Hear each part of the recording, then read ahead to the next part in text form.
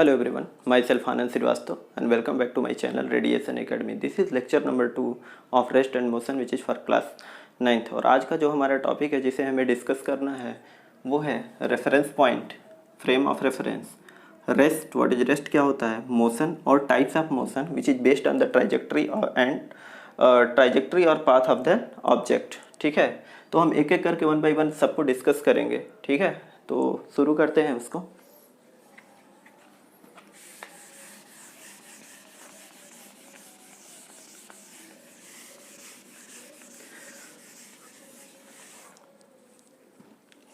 reference point,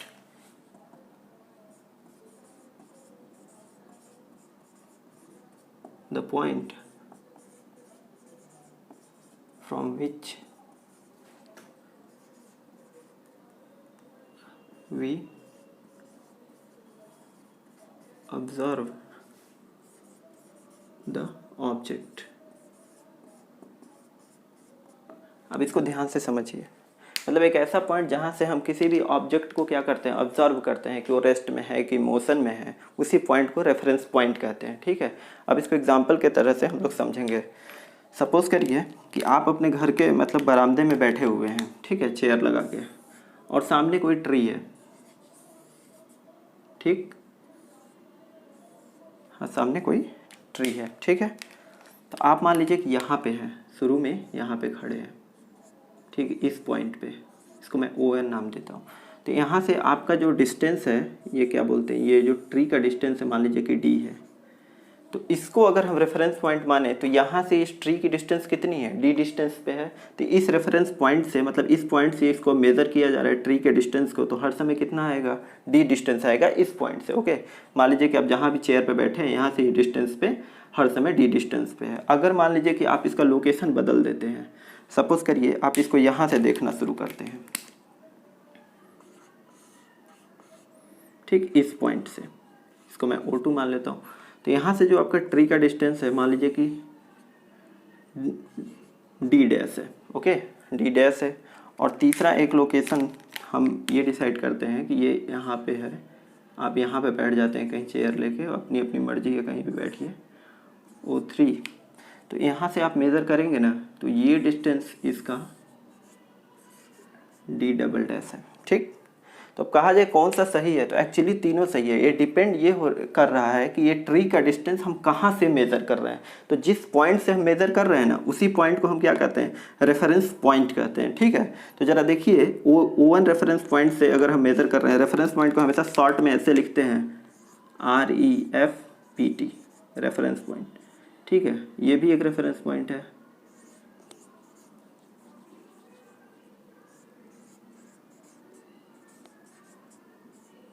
इसको आप 1 मान सकते हैं, इसको 2, और दिस, सॉरी ये 2 नहीं, ये 3 है reference point, third reference point है। और ये आपका रेफरेंस पॉइंट सेकंड है। तो देखिए हर जगह से मेज़र कर रहे हैं, ये नाम अच्छा नहीं रहेगा, 1 से है ना तो D1 कर दीजिए, और ये आपका इसको D2 कर दीजिए, और इसको D3 कर लीजिए। अब सही है। ठीक है, तो अब ज़रा ध्यान से देखिए, इस ट्री की जो डिस्टेंस है, अगर आप अपनी चेयर को यहाँ पे रखे थे तो इस समय आप मेज़र किए तो D1 डिस्टेंस पे था ये। ठीक है, और जैसे ही अपने चेयर को थोड़ा सा पीछे किए तब मेज़र किए डिस्टेंस को, तो ये D2 डिस्टेंस पे हो गया ट्री। ठीक है, तो अगर मान लीजिए कि ये, अगर मान लीजिए कि 3 मीटर, क्या मतलब 10 मीटर के डिस्टेंस पे था यहाँ से, तो ये मान लीजिए कितना हो जाएगा, ये 15 हो जाएगा मीटर, और ये कितना हो जाएगा, 5 मीटर हो सकता है। ओके, तो डिस्टेंस क्या हो रहा है, बार बार बदल जा रहा है। जैसे जैसे आप अपना पॉइंट बदल रहे हैं वैसे वैसे क्या हो रहा है, ट्री की डिस्टेंस आपके रेफरेंस पॉइंट से बदलती जा रही है। इट मीन्स कि रेफरेंस पॉइंट आप चेंज करेंगे तो ट्री का डिस्टेंस उस पॉइंट से क्या होगा, बदलता जाएगा। ठीक, बात आपको समझ में आ गई। उसी तरह मूविंग ऑब्जेक्ट्स के लिए भी है। सपोज करिए यहाँ पे कोई, मतलब कि एक छोटा सा प्लेन का मैं एग्जाम्पल देता हूँ, ये, ठीक है, एक प्लेन है, बहुत अच्छा नहीं है, इंडियन है। तो अब सपोज करिए आप यहाँ से इसको मेजर कर रहे हैं, तो यहाँ से इसका डिस्टेंस कितना होगा, ये देखिए ये डिस्टेंस होगा। ठीक है ना, अगर इसको मैं मान लेता हूँ X1 डिस्टेंस पे है। ठीक, अगर इससे आप मेजर करेंगे, यहाँ से मेजर करेंगे इस रेफरेंस पॉइंट से, तो इस ये एक x2 डिस्टेंस होगा, और यहाँ से मेजर करेंगे प्लेन को तो ये x3 डिस्टेंस होगा। ठीक है, तो ज़रा ध्यान से देखिए, एक ही प्लेन जो हवा में उड़ रहा था तो आप कह सकते हैं कि एक ही जगह तो रहेगा नहीं, लेकिन हम बस कह रहे हैं कि सपोज करिए जब आप यहाँ चेयर पे बैठे थे तो प्लेन यहाँ पे था, लेकिन ये भी साथ में इमेजिन आप कर सकते हैं कि प्लेन जिस समय यहाँ पे आया था आप उस समय यहाँ बैठे होंगे, तब क्या होगा, तब यहाँ से ये डिस्टेंस रहा होगा और यहाँ से ये डिस्टेंस रहा होगा अगर यहाँ बैठे होंगे, तो अगर यहाँ बैठा होंगे तो उस समय प्लेन की ये डिस्टेंस रही होगी। तो यानी कि रेफरेंस पॉइंट बदलने से मूविंग ऑब्जेक्ट्स का पोजीशन भी हमको क्या मिलता है, अलग अलग मिलता है, चाहे वो स्टेशनरी ऑब्जेक्ट हो या मूविंग ऑब्जेक्ट हो। ठीक है, तो this is stationary object,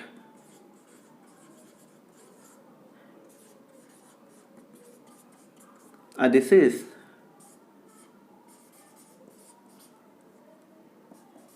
moving object. ठीक है, तो क्या हो गया कि आपके मतलब कि मूविंग ऑब्जेक्ट का भी पोजीशन बदल रहा है और स्टेशनरी का भी बदल रहा है। अच्छा, एक एग्जांपल मैं ऐसे ही आपको देता हूँ।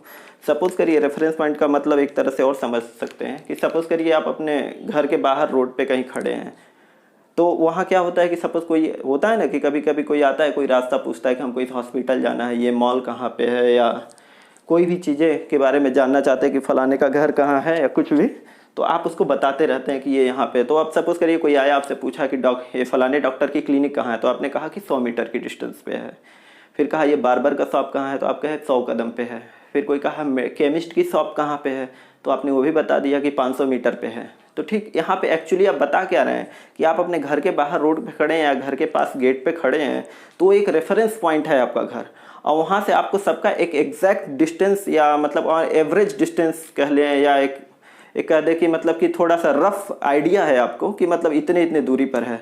तो आपने बताया 500 मीटर पे डॉक्टर की क्लिनिक है, 200 मीटर पे आपका क्या कहते हैं कि प्लम्बर का है, चाहे जो भी है जिसका भी मैंने नाम लिया, उन सब का डिस्टेंस का एक आइडिया है कि अलग अलग डिस्टेंस पे वो चीज़ें हैं। ठीक है, तो उस पॉइंट को क्या कहेंगे, घर को आप रेफरेंस पॉइंट कह सकते हैं, घर को भी क्या कह सकते हैं, रेफरेंस पॉइंट कह सकते हैं। लेकिन इसमें एक मिस्टेक है, मिस्टेक ये है कि इसमें कोई लोकेशन का पता नहीं चल रहा है। अगर मान लीजिए आपने बोला कि 500 मीटर पे डॉक्टर की क्लिनिक है, तो 500 मीटर के साथ आपने कोई डायरेक्शन नहीं दिया, कोई लोकेशन नहीं दिया, कोई उसको कोऑर्डिनेट नहीं दिया कि इधर जाना है, लेफ्ट जाना है कि राइट जाना है, कि ऊपर जाना है, नीचे जाना है, दाएं बाएं, मतलब ईस्ट वेस्ट नॉर्थ साउथ कुछ भी नहीं बताया, केवल 100 मीटर बताया। तो 100 मीटर क्या है कि एक तरह से कि मतलब मीनिंगलेस हो जाएगा कि किधर जाना है। तो उसी किधर जाने के मतलब डायरेक्शन बताने के लिए ना हमको इस रेफरेंस पॉइंट में एक चीज़ ऐड करना होता है, डायरेक्शन। और जैसे ही रेफरेंस पॉइंट में हम डायरेक्शन को ऐड कर देते हैं तो वो बन जाता है हमारा क्या, फ्रेम ऑफ रेफरेंस। तब हमको किसी भी चीज़ का एग्जैक्ट लोकेशन पता चल पाता है। ओके, तो आपको रेफरेंस पॉइंट समझ में आ गया, फ्रेम ऑफ रेफरेंस के बारे में मैंने थोड़ा आइडिया दे दिया। ठीक, अब रेफरेंस पॉइंट को एक तरह से और समझ सकते हैं कि आप रोड पे अगर खड़े हैं तो वहाँ से देखें कि कई सारे शॉप्स हैं या लोग हैं वो जा रहे हैं, तो वहाँ से हर शॉप की एक फिक्स डिस्टेंस है जहाँ पे आप स्टे कर रहे हैं, रुके हुए हैं, तो उस पॉइंट को रेफरेंस पॉइंट कह दिया। तो मान लीजिए कि कोई भी 2-4 दुकानें हैं, उनका अलग अलग डिस्टेंस है, D1 D2 D3, 3 दुकानों का, और 3 लोग भी जा रहे हैं अलग अलग डायरेक्शंस में, तो उनका उस समय पे लोकेशन जिधर वो मूव कर रहे थे उनका भी कुछ ना कुछ डिस्टेंस होगा आपसे। लेकिन जैसे ही आप अपने पोजीशन से थोड़ा आगे पीछे या दाएं बाएं हुए तो तुरंत क्या हो जाएगा, सारा सीनेरियो बदल जाएगा। जो D1 डिस्टेंस पे था वो हो सकता है कुछ और डिस्टेंस हो जाता, वो D' डिस्टेंस पे हो जाता, जो D2 डिस्टेंस पे था वो किसी D" डिस्टेंस या कुछ और, जैसे नंबर में ले रहे कि 10 मीटर के डिस्टेंस पे था तो हो सकता है वो 5 मीटर के डिस्टेंस पे हो जाए, जो 5 मीटर के डिस्टेंस पे था हो सकता है वो 10 मीटर के डिस्टेंस पे हो जाए।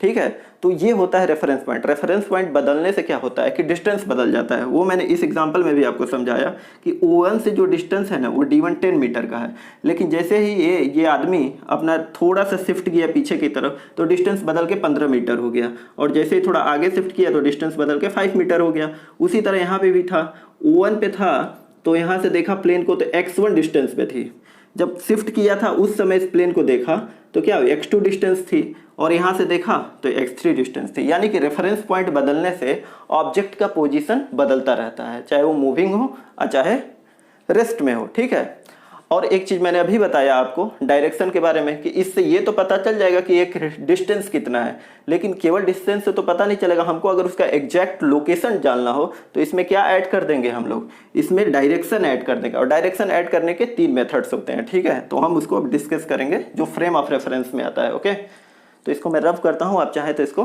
नोट कर सकते हैं।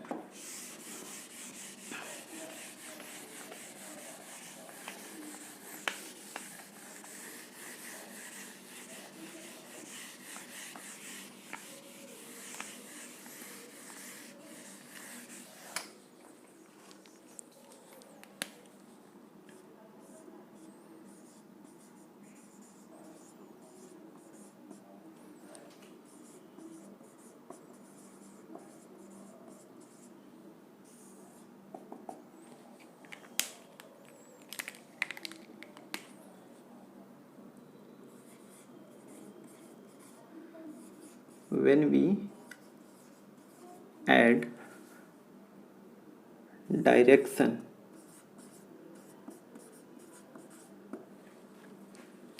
in reference point, when we add direction with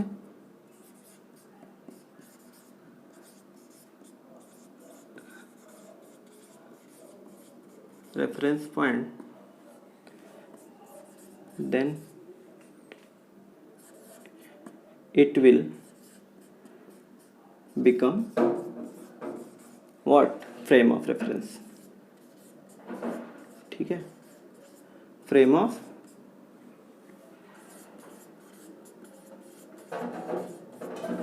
reference. बात समझ में आ गया? अब देखिए डायरेक्शन कैसे ऐड करते हैं। तो डायरेक्शन ऐड करने के लिए हम क्या करते हैं, 3 टाइप का हमारे पास सिस्टम होता है, उसी को हम रेफरेंस पॉइंट के साथ ऐड कर देते हैं तो हमको लोकेशन या डायरेक्शन मिलने लगता है। जैसे देखिए वो 3 टाइप्स के मतलब सिस्टम क्या ऐड करते हैं,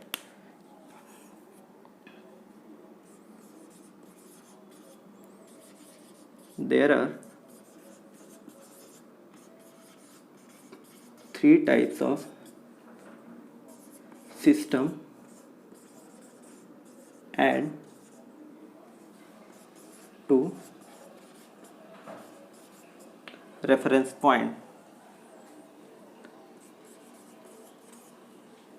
then we get 3 types of frame of reference।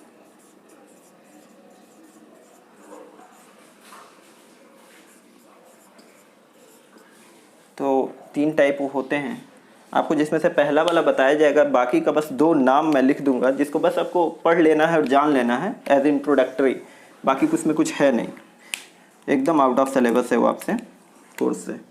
पहला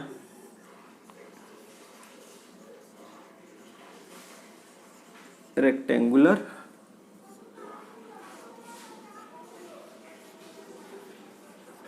कोऑर्डिनेट सिस्टम, दूसरा है स्फेरिकल पोलर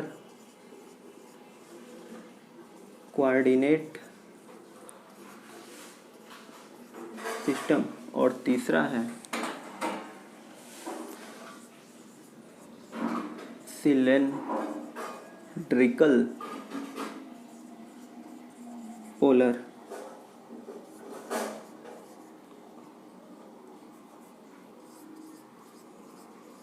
कोऑर्डिनेट सिस्टम। ठीक है, तो हमको बेसिकली इसमें से बस पहले वाले को थोड़ा सा डिस्कस करना है, बाकी ये कंप्लीट आउट ऑफ सिलेबस है दूसरा और तीसरा। लेकिन नाम जान सकते हैं कि फ्रेम ऑफ रेफरेंस कितने टाइप्स के होते हैं। इससे 3 तरह से मतलब कि लोकेशन को हम डिफाइन कर सकते हैं। अगर रेफरेंस पॉइंट के साथ इन तीनों में से कोई एक जोड़ दें तो हम किसी भी ऑब्जेक्ट का लोकेशन बता सकते हैं। ओके, तो हम पहले वाला बस सिर्फ डिस्कस करेंगे, सिर्फ पहला वाला रेक्टेंगुलर कोऑर्डिनेट सिस्टम को।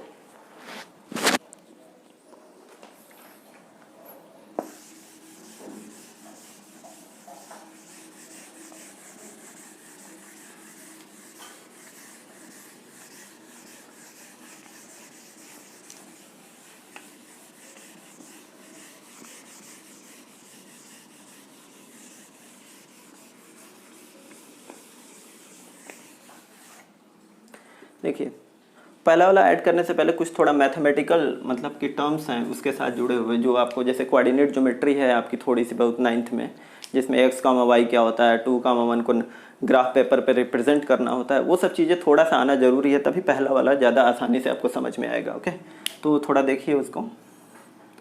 सपोज करिए ये हमारा एक्स एक्सिस है। अच्छा, rectangular coordinate system of axis जो बोला, उसमें जो तीनों एक्सिस होता है ना, X Y Z, rectangular coordinate system of जो बोला है उसमें 3 एक्सिस होते हैं, एक्स एक्सिस, वाई एक्सिस और जेड एक्सिस। ठीक है, तो उसमें क्या करते हैं, तीनों एक्सिस ऑलवेज क्या होती है, परपेंडिकुलर होती है, कुछ इस तरह की होती है, मतलब कि आप यूँ समझ लीजिए ये इस तरह की है ना, आप इस तरह मतलब इसको पकड़ सकते हैं। तो ये म्यूचुअली आपको परपेंडिकुलर दिखाई देगा कि ये दोनों आपस में परपेंडिकुलर, ये दोनों आपस में परपेंडिकुलर है और ये दोनों आपस में परपेंडिकुलर है। ठीक है, तो ये म्यूचुअल परपेंडिकुलर है। अच्छा, एक चीज़ और कि बस इतना ही पे नहीं रुक जाता है, ये जितना आगे रहेगा ना उतना ही पीछे रहेगा, उतना ही ये इधर रहेगा, उतना ही ये नीचे रहेगा। जैसे कि आप यूँ इसको समझ सकते हैं। ठीक है, this is X, this is Y और दिस इज जेड। तो ये पीछे वाले को एक्स डैश कहते हैं, इसके पीछे वाले को वाई डैश कहते हैं और इसको जेड डैश कहते हैं। ठीक, आई थिंक आपको समझ में आ गया होगा। ठीक है,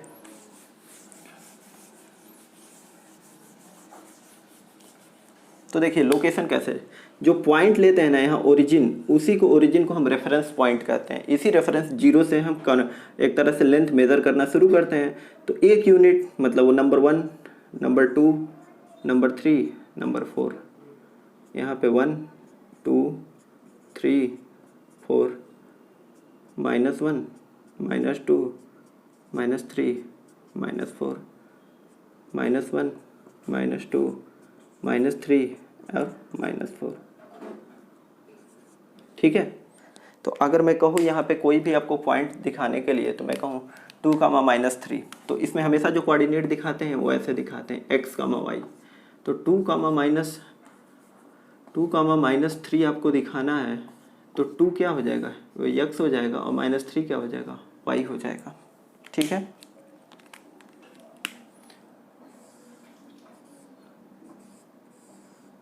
ठीक है, तो आप ज़रा ध्यान से देखिए, 2 कितना है, x पे है, तो x पर है भैया, तो x कहाँ है, पॉजिटिव है ना, तो पॉजिटिव पॉइंट्स पे ले लिया 2।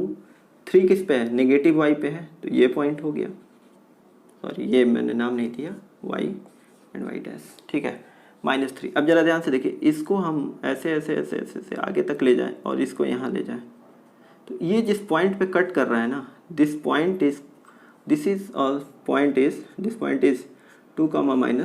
-3।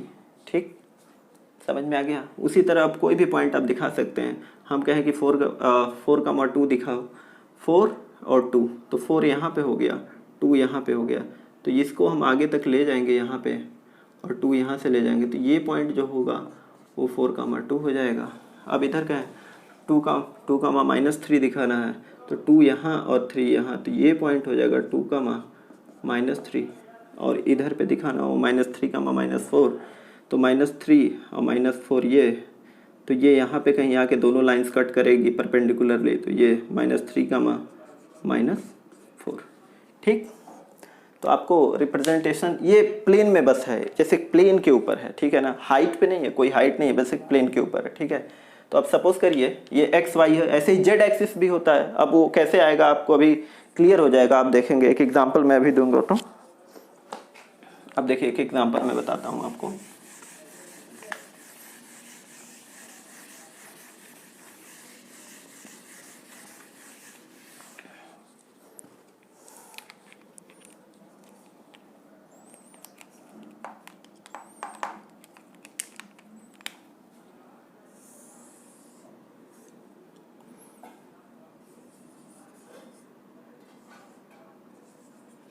ठीक, आप सपोज करिए इसमें से एक टहनी पेड़ की निकली हुई है और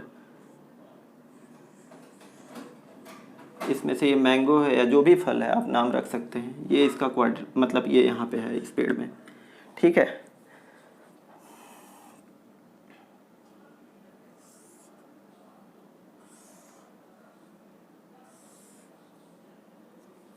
आप इसको चीज़ को ओरिजिन मान लीजिए और यहाँ सपोज करिए हमारा एक ऑब्जर्वर मतलब यहाँ पे है, इसी पॉइंट पे बैठा खड़ा है, ठीक है, यहाँ पे बैठा हुआ है इस पॉइंट पे। तो अगर मैं इसको एक्स एक्सिस बोल दूँ, इसको वाई एक्सिस बोल दूँ और इसको जेड एक्सिस बोल दूँ, ठीक है, तो इधर नेगेटिव जेड हो जाएगा और इधर ये नेगेटिव वाई हो जाएगा, मैंने पहले ही आपको बताया था। तो इधर तो ये पॉजिटिव रहेगा, ओरिजिन के पीछे क्या होगा, नेगेटिव हो जाएगा। इधर एक्स एक्सिस क्या हो जाएगा, जैसे मैं इसको डॉट से डिनोट कर देता हूँ, इसको भी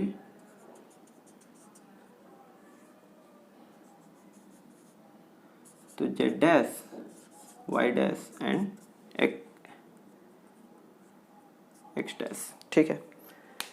तो जरा देखिए इसका लोकेशन हमको बताना है। तो सपोज करिए कि ये इतना डिस्टेंस आपका, ये जो फल है ना यहाँ तक है, यक्स में कितना डिस्टेंस है ओरिजिन से, यहाँ तक है, ठीक है। वाई में कुछ है, इसको ऐसे डिस्टेंस को दिखा सकते हैं और यहाँ पे और ऐसे दिखा सकते हैं, ठीक। तो ये जो पॉइंट होगा ये इतना एक्स होगा, इतना वाई होगा इसका और इतना जेड।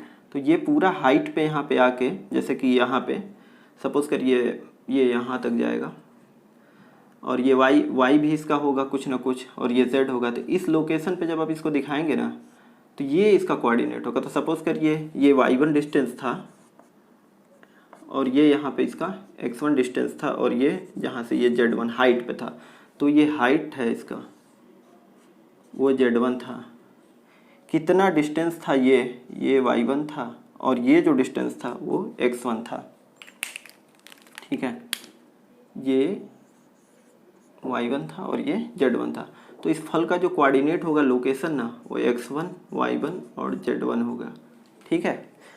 तो मान लीजिए नंबर में भी हो सकता है। तो फ्रेम ऑफ रेफरेंस की ज़रूरत इसीलिए पड़ी कि साथ में हम इसका क्या है, ऑब्जेक्ट का क्या बता सकते हैं, कोऑर्डिनेट बता सकते हैं, ठीक। और भी तरह से इसको देख सकते हैं। तो आई थिंक आपको ये चीज़ थोड़ी समझ में आई होगी कि लोकेशन की बहुत ज़रूरत होती है। जैसे कि उस एग्जाम्पल में मैंने बताया आपको कि जो आदमी आया था रास्ता पूछने के लिए, उसको आपने ये तो बता दिया कि 100 मीटर 500 मीटर और 200 मीटर, लेकिन ये नहीं बताया कि जाना किधर है। क्लिनिक पूछा, आपने कहा 200 मीटर, लेकिन 200 मीटर किधर जाना है भैया, नॉर्थ जाना है, वेस्ट जाना है, साउथ जाना है, लेफ्ट राइट किधर जाना है, ये तो साथ में जब ऐड करेंगे तो उसी ऐड को क्या कहते हैं, रेफरेंस पॉइंट के साथ जब आपने डायरेक्शन ऐड कर दिया उसी को फ्रेम ऑफ रेफरेंस कहते हैं। तो लोकेशन का पता होना बहुत ही ज़रूरी होता है, तभी उस पॉइंट तक हम पहुँच पाते हैं, ठीक है। तो आई थिंक आपको reference frame of reference clear हो गया होगा।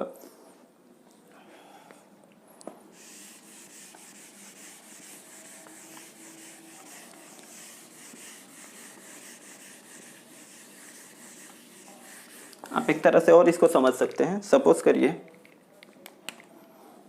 ये बहुत बड़ा सा हमारा ये प्लेन है, ग्राउंड।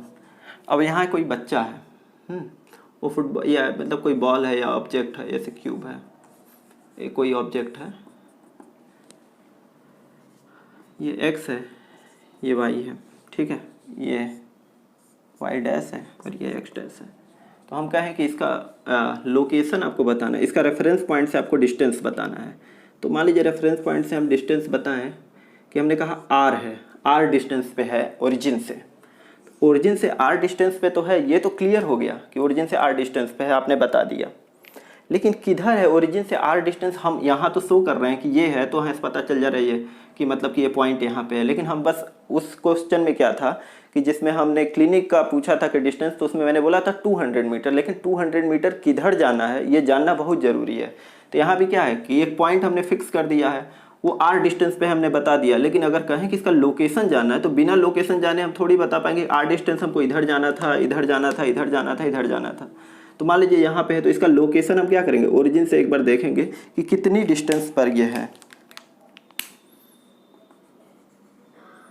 तो सपोज करिए ये डिस्टेंस x1 है और ये डिस्टेंस y1 है, ठीक है। तो ये 90 डिग्री आपको दिख रहा होगा, तो ये एक ट्राइंगल की तरह दिख रहा होगा, OAB। तो पाइथागोरस थ्योरम आप लगाएं तो आप ये पाएंगे इसमें। तो इसका लोकेशन भी आप साथ में लिख लें, x1, y1, ठीक है। तो OB square is equal to OA square plus AB square. तो OB स्क्वायर निकालना है, तो OA कितना है, x1 स्क्वायर प्लस y1²। ठीक है, तो ओ बी अगर फाइंड आउट करना है तो √x1² प्लस y1²। तो ओ बी किसके बराबर है? ओ बी हमारा ऑलरेडी पहले से किसके बराबर था? r के बराबर। तो r जो डिस्टेंस है ना, वो लोकेशन की हेल्प से, अगर लोकेशन आपको पता है तो उसी की हेल्प से हम डिस्टेंस भी बता सकते हैं, x1 प्लस y1²। ठीक है, तो ये सब कुछ था फ्रेम ऑफ रेफरेंस के बारे में। ठीक है, अब जब रेस्ट और मोशन का भी हम डिस्कस करेंगे तो और ज़्यादा आपको क्लियर समझ में आएगा। हाँ, तो देखिए अब स्टार्ट करते हैं रेस्ट। What is rest? तो अभी तक आपको ये क्लियर हो गया होगा कि फ्रेम ऑफ रेफरेंस क्या होता है और रेफरेंस पॉइंट क्या होता है। उसके बारे में मैंने तमाम सारी बातें भी की। अभी आपको रेस्ट और मोशन जब हम पढ़ेंगे ना, उसमें इसका यूज़ करेंगे तो और ज़्यादा मतलब एक तरह से क्लैरिफिकेशन माइंड में होता जाएगा कि मतलब क्या होता है रियल में ये।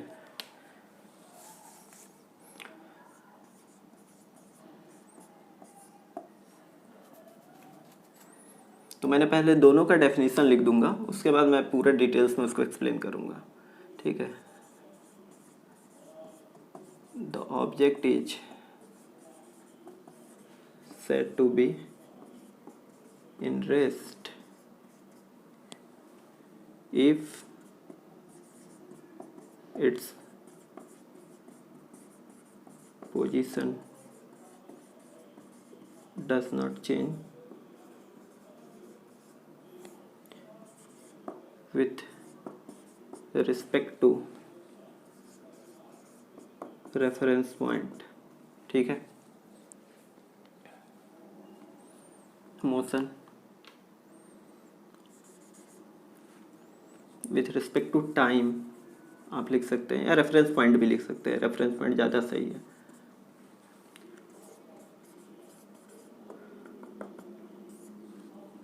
फिर से वही, the object is said to be in motion if its position changes, if its मैं पूरा तो नहीं लिखूंगा, आप ऐसे लिख सकते हैं, the object is said to be in motion if its position changes with respect to reference point। now position of object changes with respect to reference point। ठीक है, तो आप इसको नोट कर लें।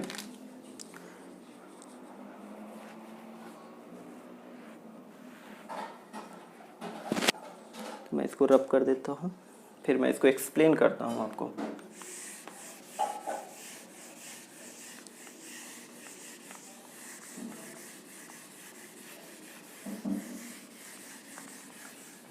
फिर से वही एग्जांपल्स अपना पहला वाला ट्री वाला लेंगे।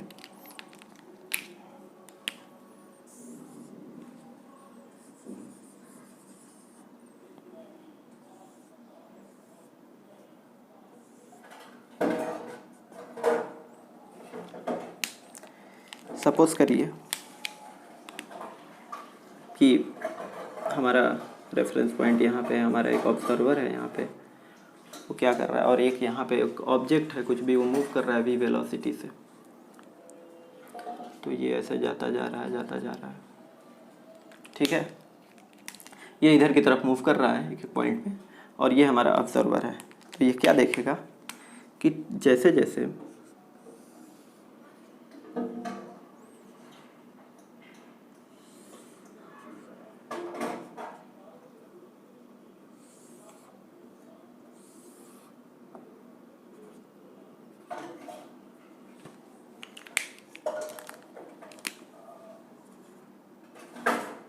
ठीक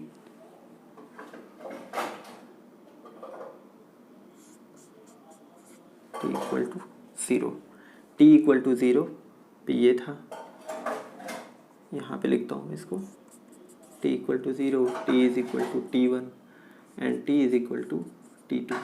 ठीक है, और ये चाहे t इज इक्वल टू 0 लिख लो, चाहे t is equal to t1 लिख लो, और चाहे t is equal to t2 लिख लो।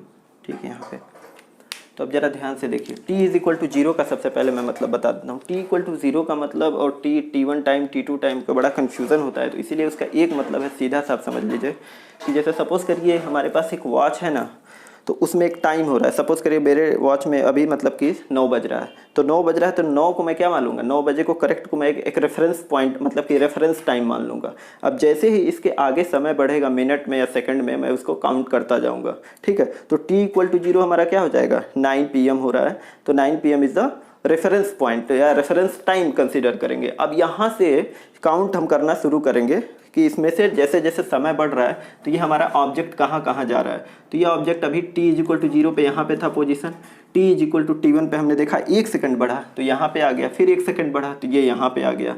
लेकिन यहाँ देखिए कि उसी 1 सेकंड में जब बढ़ा t is equal to T1 हुआ तब भी पेड़ यहाँ पे था, और t is equal to T2 हुआ तब भी ये ट्री यहाँ पे था, ठीक है।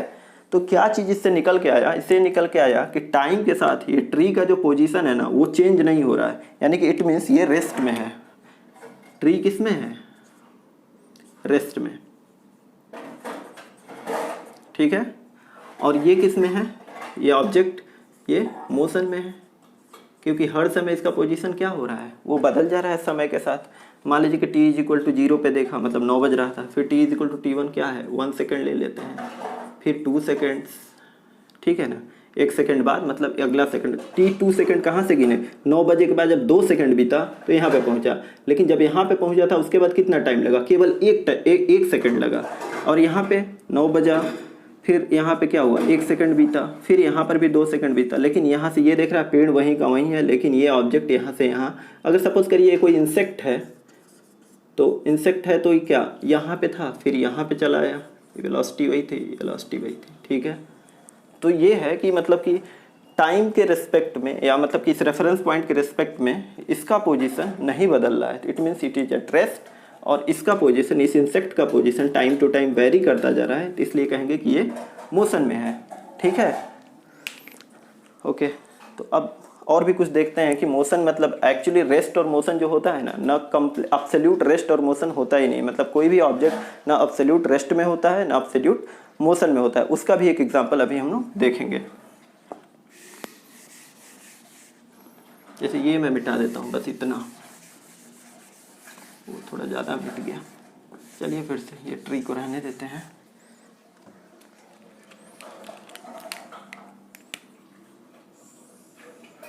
अब सपोज करिए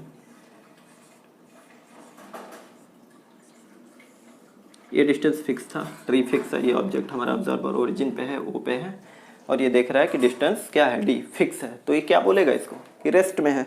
अब जरा इसको देखने का तरीका हम बदल देते हैं। देखने का तरीका यूँ बदल देते हैं कि आप सपोज करिए कि ये पेड़ कहाँ पे होगा, अर्थ पे ही है ना।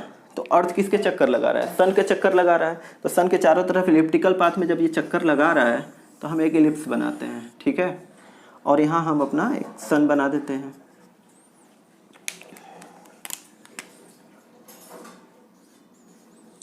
ठीक। जब सन बना देते हैं और ये अपना अर्थ है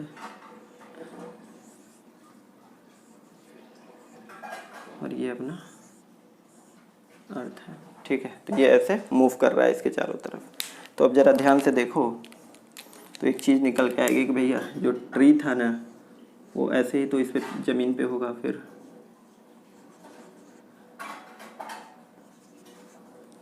ट्री होगा कि नहीं। तो अगर हमारा ऑब्जर्वर स्पेस में कहीं है, यहाँ पे है, नॉट यहाँ पे, यहाँ पे है, ठीक। तो ये अभी क्या मेज़र करेगा, ये अभी ये मेज़र करेगा कि जब अर्थ की पोजीशन यहाँ से, अभी ट्री यहाँ पे है,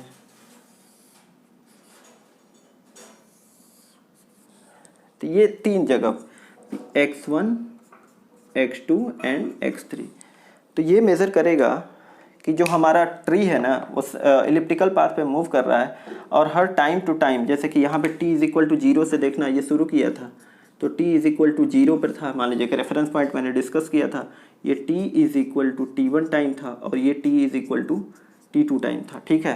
तो T1 T2 एक एक सेकेंड ले सकते हैं आप।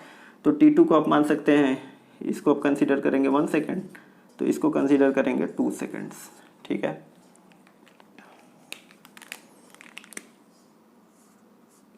टू सेकेंड्स, ठीक है।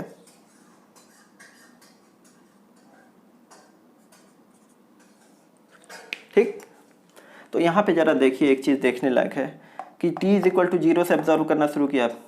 हमारी अर्थ यहाँ पे थी और ये ट्री यहाँ पे था। ट्री कैसे दिख रहा है, वो कोई इंस्ट्रूमेंट होगा वो देख रहा होगा। तो यहाँ पे था, थोड़ी देर बाद देखा, 1 सेकेंड बाद पृथ्वी यहाँ पे चली गई। हालांकि इतना जल्दी जल्दी जाती नहीं है, लेकिन मैं एग्जाम्पल को मतलब जल्दी से आपको एक्सप्लेन करने के लिए बता रहा हूँ, ठीक है। फिर थोड़ी देर बाद देखा तो यहाँ पे पृथ्वी पहुँच चुकी थी, मतलब अपनी अर्थ यहाँ पहुँच चुकी थी। तो अभी क्या था, ये बोलता कि ये ट्री क्या है, मोशन में है। ये ऑब्जर्वर बोलेगा कि ट्री मोशन में है, और यही ऑब्जर्वर जब यहाँ पे था तो बोलेगा कि ट्री रेस्ट में है। तो ट्री एक्चुअली में है क्या, ट्री एक्चुअली में ना रेस्ट में है और ना मोशन में है। ये डिपेंड कर रहा है कि आप किस फ्रेम ऑफ रेफरेंस से देख रहे हैं, ठीक है। फ्रेम ऑफ रेफरेंस या reference point, frame of reference भी आपको मैंने पहले क्लियर कर दिया, वो बस लोकेशन बताने के लिए होता है, ठीक। तो इस किस रेफरेंस पॉइंट से या किस फ्रेम ऑफ रेफरेंस से आप इसको देख रहे हैं। तो आप यहाँ से जब देख रहे हैं तो ये मतलब अर्थ के ग्राउंड फ्रेम से देख रहे हैं। तो ग्राउंड मतलब कि मूविंग चीज, जो भी मूविंग प्लेटफॉर्म होते हैं या कोई भी मूविंग चीज़ होती है, उसके अंदर जब आप बैठ जाते हैं ना, जैसे बस के अंदर ही आप बैठ के बस की चेयर को देखेंगे तो वो रेस्ट में नजर आएगा, ओके। लेकिन जैसे ही बस के बाहर निकल के उसके चेयर को देखेंगे तो मूविंग नजर आएगा। तो उसी तरह से यहाँ पर है, आप पृथ्वी पे खड़े होके या अर्थ पे खड़े होके अर्थ को का रोटेशन या मूवमेंट फील नहीं कर पाएंगे। लेकिन जैसे ही अर्थ के इस ग्रेविटेशनल फील्ड से आप बाहर जाएंगे, स्पेस में जाएंगे, तो इसका रोटेशन और रिवॉल्यूशन दोनों आप फील कर पाएंगे या देख पाएंगे, ठीक है। तो वही कहानी है कि यहाँ पे उसी प्लेटफॉर्म पे खड़ा है जो रोटेट कर रहा है और रिवॉल्व कर रहा है। तो इसीलिए उसको जितना ये रोटेट कर रहा है उतना ही ये कर रहा है, इसीलिए इसको रेस्ट में नजर आ रहा है। और यहाँ उस फील्ड अर्थ से बाहर है, इसलिए इसको इसका रोटेशन और रिवॉल्यूशन दोनों दिखाई दे रहा है। तो इसीलिए कह रहा है कि क्या है, ट्री मोशन में है, ठीक है। तो आपको समझ में आ गया होगा कि no object will be in absolute rest और एब्सोल्यूट मोशन, मतलब कोई भी ऑब्जेक्ट परमानेंट रेस्ट में भी नहीं होता और परमानेंट मोशन में भी नहीं होता है, ठीक है। इसको मैं लिख देता हूँ।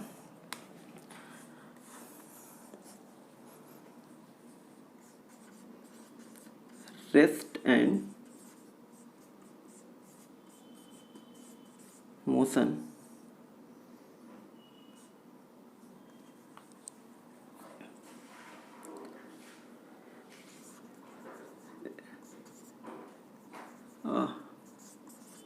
for an object is not absolute or permanent.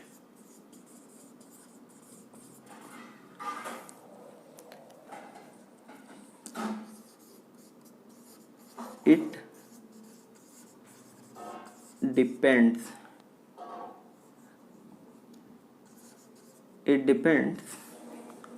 on frame of reference from where we observe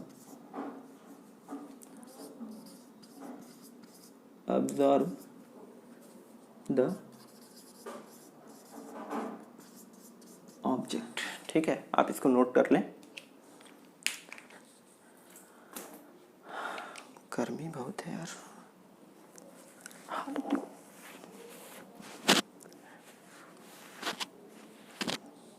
ठीक, आई थिंक आप समझ में आ गया होगा आपको इसके बारे में कि रेस्ट क्या होता है और मोशन क्या होता है। यानी कि ये डिपेंड करता है कि आप किस फ्रेम ऑफ रेफरेंस से देख रहे हैं। एक चीज़ और आप फील कर सकते हैं, जैसे कि मान लीजिए कि ये ट्री है, आप यहाँ पे मतलब है, इसको मैं थोड़ा रब कर देता हूँ।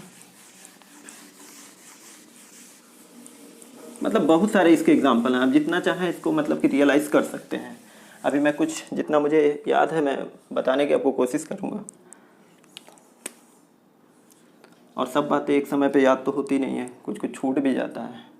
तो बस आप जैसे सपोज करिए कि ये एक ऑब्जर्वर ए है, ठीक है, और एक ऑब्जर्वर हमारा ये बी है, ठीक है, रोड पे जा रहा है।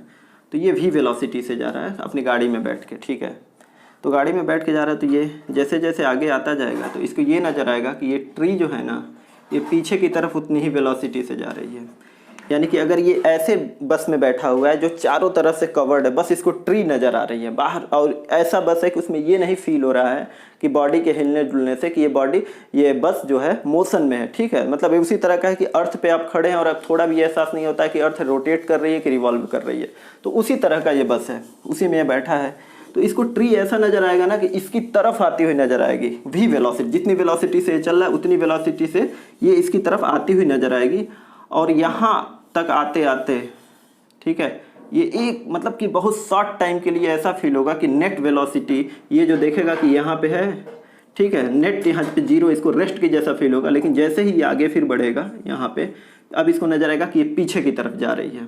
अगर ये वी वेलोसिटी से आगे जा रहा है तो इसको क्या नज़र आएगा कि अभी ये मतलब कि ट्री इसकी तरफ आ रही है वी वेलोसिटी से, और यहाँ से जब देखेगा तो कहेगा कि ये वी वेलोसिटी से पीछे की तरफ जा रही है, ठीक। और ये उसी ट्री को देखेगा तो बोलेगा कि ये रेस्ट में है। तो यानी कि ये भी बोल रहा है सही और ये भी बोल रहा है सही। ये डिपेंड करता है कि कौन से फ्रेम ऑफ रेफरेंस से हम ट्री को देख रहे हैं, ठीक है।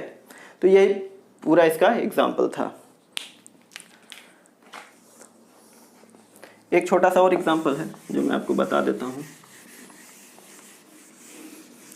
लोकेशन के बारे में थोड़ा सा है।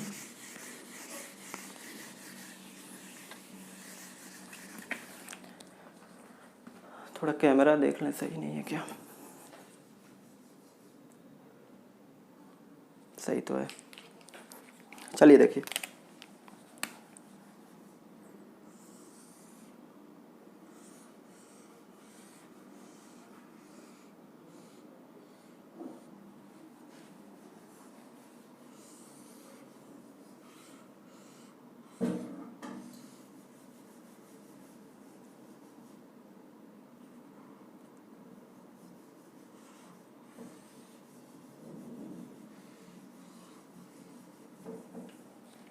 ठीक है,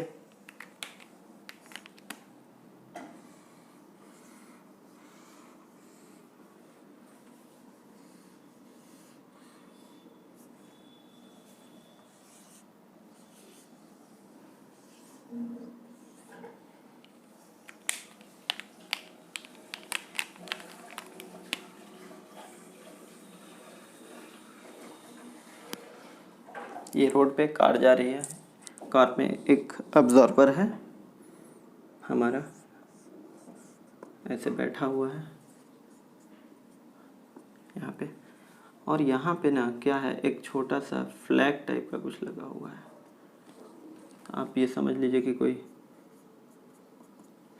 भारत के ईमानदार नेता की गाड़ी होगी। हालांकि ऐसा होता नहीं है, लेकिन एग्जाम्पल देने में कोई भी बुराई नहीं है किसी भी चीज़ की। तो आप समझिए कि अब एक ऑब्जर्वर हमारा यहाँ पे है, ठीक है। ये देखेगा इस चीज़ को तो क्या बोलेगा कि ये एक फिक्स डिस्टेंस पे है। मान लीजिए कि ये डी डिस्टेंस बताएगा, ये भी इसको डी डिस्टेंस बताएगा, क्योंकि कार के फ्रेम में बैठा है, कार में ये झंडा लगा हुआ है, तो ये प्रॉपर उतना ही डिस्टेंस पे हर समय बताएगा। लेकिन ये जब देखेगा इसको,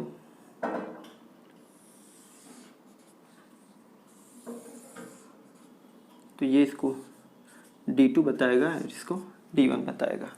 इस ऑब्जर्वर का नाम अगर A रख दें तो इसका B रख देते हैं, ठीक है। अब देखिए, अब लोकेशन मैं बताता हूँ, लोकेशन कैसे बदलता है। आप सपोज करिए कि इसी चीज़ को, ऑब्जर्वर को हम एक्सिस बना देते हैं। ये एक्स एक्सिस जेड और ये वाई।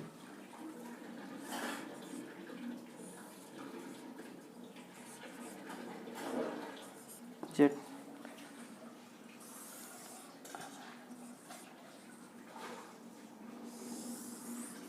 एक्स जेड, ठीक है। तो मान लीजिए कि इस वाले फ्रेम ऑफ रेफरेंस से अगर आप देखें, मतलब इसका ओरिजिन को अगर हम O मान लें तो इसका भी ओरिजिन O हो जाएगा, इसका O डैश मान लेते हैं, ठीक है। तो इससे जब देखेंगे तो मान लीजिए कि इसका जो Y है वो फिक्स होगा, Z भी फिक्स होगा और ये X भी फिक्स है, D। तो मान लीजिए कि ये D = 1 मीटर है, ये 2 है, ये भी 3 है। तो इसका कोऑर्डिनेट इस O के रिस्पेक्ट में आएगा 1 2 3, ठीक है। किसके रिस्पेक्ट में आएगा? OREF, O reference, frame of reference से, ठीक है ना। उसी तरह से यहाँ पे भी आएगा 1 2 3, किससे आएगा? OREF, मतलब कि इस रेफरेंस पॉइंट से आएगा, ठीक है। जब इससे देखेंगे तो कुछ और आएगा। मतलब ये एक्स एक्सिस इधर आएगा तो क्या आएगा, दे जरा देखिए, निगेटिव एक्स एक्सिस होगा, तो निगेटिव होगा तो ये झंडा भी तो निगेटिव होगा। तो सपोज करिए जितना लेंथ रहा होगा, मान लीजिए कि -3 मीटर है और y भी इसका फिक्स है और z भी इसका फिक्स है, तो मान लीजिए कि आ गया -3, 2, 5। ठीक है, तो यहाँ पे कितना पॉजिटिव आएगा, तो मान लीजिए कि ये लेंथ 6 है, तो यहाँ पे इसका कोऑर्डिनेट आएगा, ये किसके रिस्पेक्ट में आएगा, O dash R E F के, और ये आएगा 6 और 2 और 5, ये आएगा O dash R E F के। ठीक है, तो देखिए अलग अलग फ्रेम ऑफ रेफरेंस से देखने में एक ही झंडे का जो लोकेशन है ना, मतलब लोकेशन मतलब कि डायरेक्शन, अगर यहाँ से बताएगा ये ऑब्जर्वर कि इसका डायरेक्शन एक्स एक्सिस में 1 मीटर के डिस्टेंस पे है, यहाँ पर भी मूविंग है तब भी बताएगा कि 1 मीटर के डिस्टेंस पे है, क्योंकि इसके देखने में लगेगा कि ये रेस्ट में है। ठीक है, लेकिन ये ऑब्जर्वर जब देखेगा तो कहेगा झंडे का डिस्टेंस d1 है और इसका लोकेशन है -3, 2, 5, यानी कि x एक्सिस में -3 यूनिट डिस्टेंस पे है, y एक्सिस में 2 यूनिट है और इसमें 5 यूनिट z एक्सिस में है।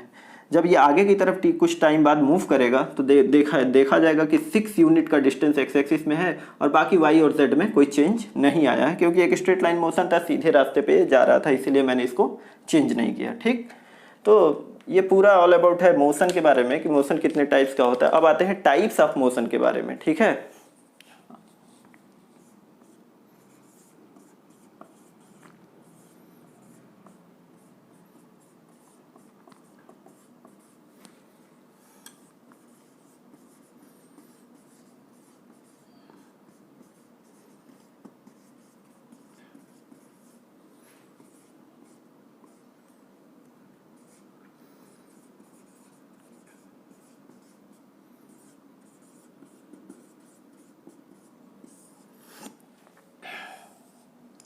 देखिए टाइप्स ऑफ मोशन, मोशन कितने टाइप्स के होते हैं, तो बेसिकली 3 टाइप्स का होता है। On the basis of direction और पाथ के ऊपर 3 टाइप का मोशन होता है, 1 डायमेंशन, 2 डायमेंशन और 3 डायमेंशन।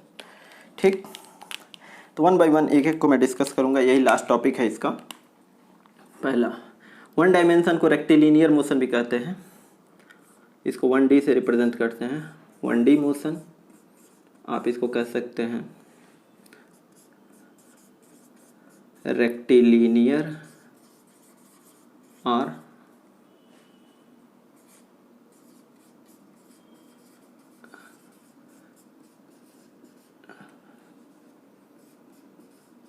Straight line motion. ठीक है, दूसरा आता है 2 डायमेंशनल मोशन। 1 डायमेंशनल मोशन का पहले एग्जांपल बता दूं, जैसे मान लीजिए कोई ऑब्जेक्ट है, या तो एक्स एक्सिस में चल रहा है या वाई एक्सिस में चल रहा है या जेड एक्सिस में चल रहा है। जैसे कि ये देखिए, अगर कोई ऑब्जेक्ट एक्स है, ये वाई है, तो अगर ऑब्जेक्ट हमारा चाहे इधर की तरफ जा रहा हो चाहे इधर की तरफ, चाहे सपोज करिए इस डायरेक्शन में जा रहा हो चाहे इस डायरेक्शन में जा रहा हो, तो कोई एक डायरेक्शन पकड़ के वो सीधा जा रहा हो ना, तो उसको स्ट्रेट लाइन मोशन कहते हैं। ठीक है, अब दूसरा मोशन है हमारा 2 डायमेंशनल मोशन। अब यहाँ से थोड़ा सा आप ध्यान दीजिएगा, क्योंकि इसमें बहुत सारी जानने वाली बातें हैं।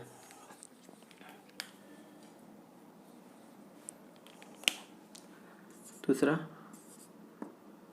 2 डायमेंशनल 2D मोशन या 2 डायमेंशनल मोशन इसको बोलते हैं। एग्जाम्पल इसका है, पहला circular motion,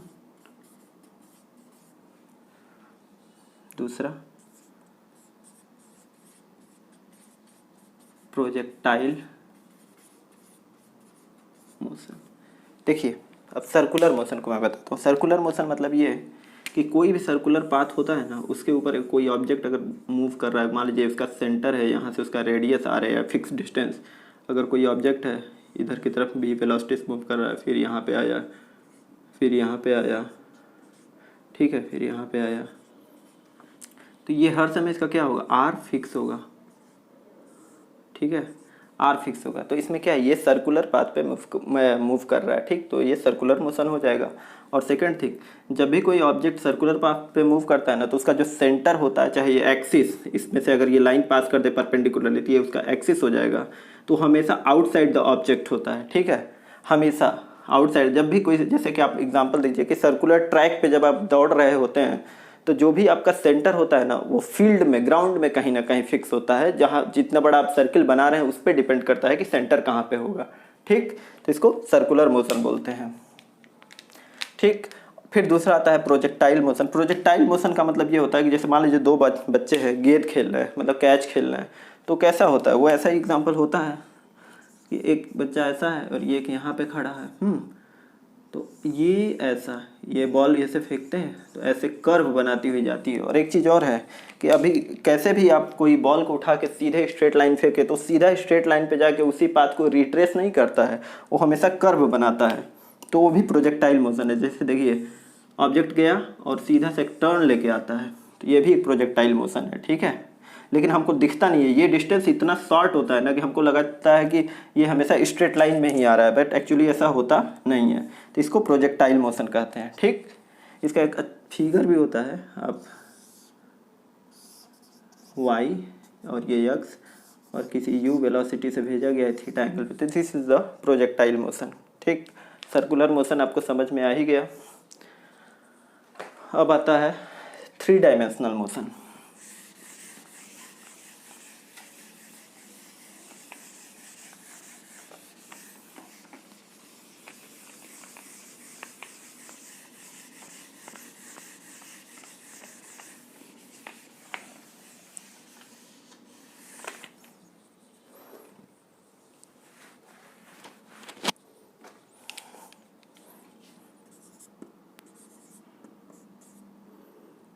three D motion या 3 डायमेंशनल मोशन, जैसे आप इस तरह समझे इसको।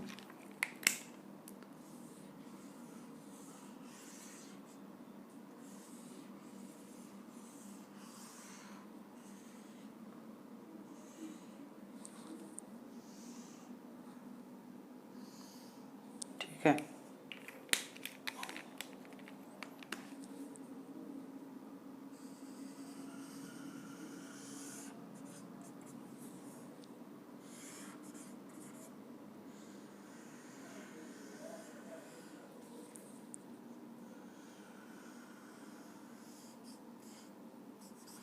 ठीक, मान लीजिए क्यूबर्ड है, इसके अंदर बहुत सारे गैस मॉलिक्यूल्स हैं। ठीक है, ऐसे ऐसे गैस मॉलिक्यूल्स हैं, ये पूरा गैस मॉलिक्यूल से भरा हुआ है। ठीक, तो ये रैंडमली इस कंटेनर के अंदर किधर भी मूव करेंगे, ये एक्स में भी मूव करेंगे, वाई में भी मूव करेंगे, जेड में भी, तीनों डायरेक्शन में मूव करेंगे। तो कंटेनर के अंदर चाहे ये ऐसे समझ लीजिए जिस कमरे में मैं ये क्लास शूट कर रहा हूँ उसमें कोई भी, जैसे ये ऑब्जेक्ट है तो ये कहीं भी स्पेस में मूव करेगा ना, तो this is the 3 dimensional motion. ये तो इसका एक एग्जाम्पल हो गया। दूसरा रोटेशनल मोशन भी होता है। जैसे मान लीजिए कोई ऑब्जेक्ट है इतना बड़ा सा और इसके बीच से हमने एक एक्सिस पास कर दिया और ये ऐसे उसी के अबाउट रोटेट कर रहा है। ठीक है, इस एक्सिस के अबाउट गोल गोल ऐसे घूम रहा है। ठीक, तो आप जैसे ऐसे समझिए कि इसके बीच से हमने एक एक्सिस पास कर दिया और ये अपनी जगह पे क्या करेगा, ऐसे ऐसे रोटेट करेगा, तो इसको हम क्या कहते हैं, रोटेशनल मोशन। एक और एग्जांपल है, वो काफ़ी अच्छा है, वो भी आप देख लीजिए अर्थ के साथ। तो आप रोटेशनल समझ में आ गया आपको कि मतलब 3D मोशन क्या होता है। तो दूसरा जो मैं एग्जांपल देने जा रहा हूँ उसमें 2 मोशन एक साथ आ जाएंगे, जिसको कहते हैं कंबाइंड मोशन। मतलब कई मोशंस एक साथ जिसमें हो रहे हैं ना, उसको कंबाइंड मोशन कहते हैं। जैसे अर्थ के साथ देखिए 2 टाइप का मोशन होता है।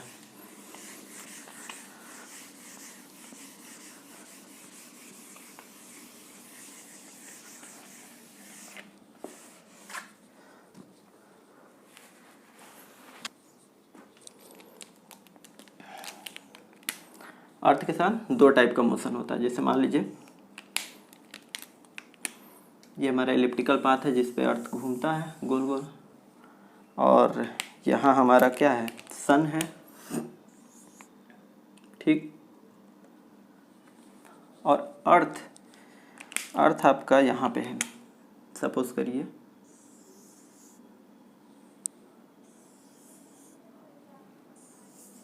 ठीक, तो इसमें एक तो है ये इसके अबाउट क्या करता है, रिवॉल्व कर रहा है, इस सन के अबाउट क्या कर रहा है, रिवॉल्व कर रहा है इस पाथ पे। ठीक है, ठीक है, ऐसे पाथ पे रिवॉल्व कर रहा है। एक काम और ये कर रहा है साथ में, काम ये कर रहा है ये कि इसके एक्सिस है उसके अबाउट ये क्या कर रहा है, रोटेट भी कर रहा है। रोटेट भी कर रहा है। तो देखिए अगर ये रिवॉल्व जब करता है तो इसके कारण ये होता है कि सीजन बदलता है, ठीक। जैसे जैसे सन के पास ही आती जाएगी अर्थ तो गर्मी बढ़ेगी, जैसे जैसे दूरी पर जाएगा तो क्या आएगा, विंटर आता जाएगा, ठीक। तो सीजन के लिए क्या कहते हैं, इसका रिवॉल्व होना जरूरी है। रिवॉल्व जैसे ही करता है इसके चारों तरफ तो सीजन का चेंजेस होता है, और अपने एक्सिस पे जब ये रोटेट करता है तो उससे डे एंड नाइट होता है। वो कैसे होता है, जैसे मान लीजिए सन है, यहाँ से लाइट का पोर्शन यहीं तक पड़ता है, ठीक, सपोज करिए, तो इतने दूर में तो उजाला होगा ना, तो बाकी क्या हो जाएगा, रात हो जाएगी। उसी तरह से यहाँ भी है, आप यहाँ पे देखिए जितने पोर्शन पे ये आपका ये कवर होगा उतने दिन पे दिन रहेगा, बाकी पोर्शन पे क्या होगी, नाइट रहेगी। यहाँ पर भी वही चीज़ है कि जितने पोर्शन पे ये पड़ेगा लाइट उतने पोर्शन पे क्या हो जाएगा, उतने पोर्शन पे आपका डे हो जाएगा। तो मैं इसको लिख सकता हूँ, इधर डे यहाँ भी होगा, डे यहाँ भी होगा और डे यहाँ भी होगा। ये पोर्शन नाइट अंधेरा रहेगा क्योंकि यहाँ लाइट नहीं पड़ रही है सन की, ठीक है। तो मोशन से क्या चीज़ें होती हैं, मोशन की वजह से मौसम भी बदलता है, दिन रात भी होता है, ठीक है ना। तो वो चीज़ है, ठीक। आई थिंक आपको समझ में आ गया होगा। अच्छा हाँ, एक चीज़ हम बताना भूल गए थे, फ्रेम ऑफ रेफरेंस भी 2 टाइप का होता है, आप इसको नोट कर लीजिएगा, बस जानने के लिए है, आप उस बात को याद रखें, ठीक।